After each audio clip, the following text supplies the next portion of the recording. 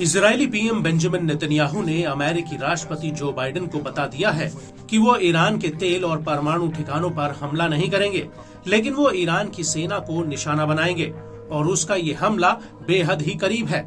Israel का कहना है कि ईरान में वो किस पर हमला करेगा ये बिल्कुल साफ हो चुका है, लेकिन ये हमला कब होगा ये समय के हिसाब से तय होगा।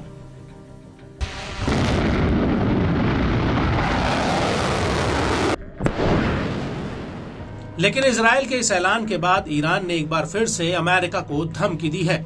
ईरान ने कहा कि अगर उसने इजराइल को नहीं रोका तो मिडिल ईस्ट में अमेरिकी युद्धपोत और सैन्य अड्डों पर ईरानी मिसाइलें बरसेंगी।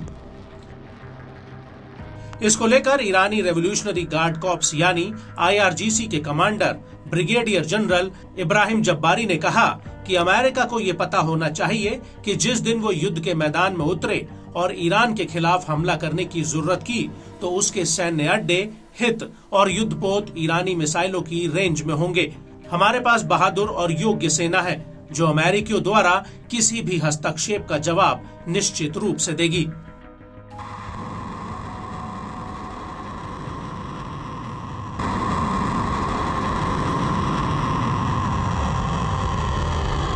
आपको बता दें कि जब्बारी ने आगे कहा कि अमेरिका इजराइल की मदद करता है। ऐसी संभावना नहीं है कि वे कोई मूर्खतापूर्ण काम करेंगे और ईरान के साथ संघर्ष में शामिल होंगे। वे हमेशा इजराइल को ईरान के साथ नहीं भिड़ने की सलाह देंगे।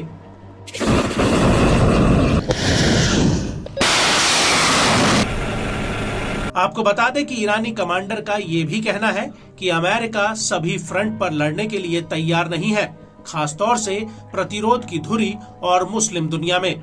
और तो और ईरान ने अमेरिका को ये भी बता दिया कि अगर उसने तेहरान पर हमला किया तो उसका जवाबी हमला परमाणु बम के बराबर हो सकता है।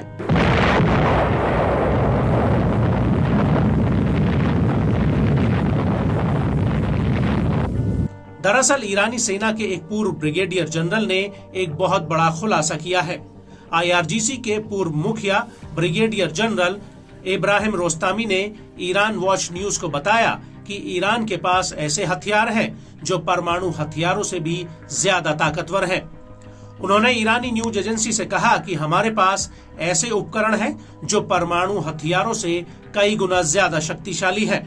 इनमें कुछ पहलू उनके लिए अज्ञात हैं क्योंकि ये अत्यधिक गोपनीय और उच्च स्तर की गुप्त जानकारी है।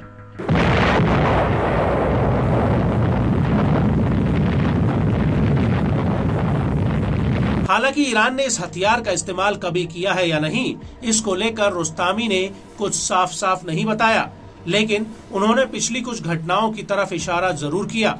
उन्होंने ओमान के सागर में तेल टैंकरों पर हमले और UAE के फुजायरा बंदरगाह पर हुए हमले की तरफ इशारा करते हुए कहा कि जब पूर्व राष्ट्रपति डोनाल्ड ट्रंप ने हमारे तेल निर्यात को शून्य करने की कोशिश की थी तो ऐसे कई रणनीतिक अभियानों को अंजाम दिया गया।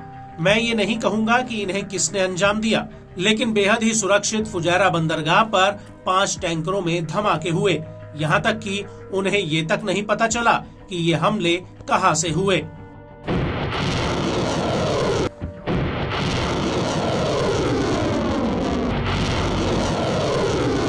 रोस्तामी ने यह भी कहा कि साल 2019 में जब जापान के पूर्व PM शिंजो आबे ट्रंप के दूत बनकर ईरान आए थे तो उस वक्त ओमान के सागर में 2 जापानी तेल टैंकरों पर हमले हुए थे और उन्हें ये तक नहीं पता चला कि ये हमले किसने किए, नहीं तो वो इसे साबित कर देते और तो और UN में इसके खिलाफ मुकदमा भी दायर कर देते।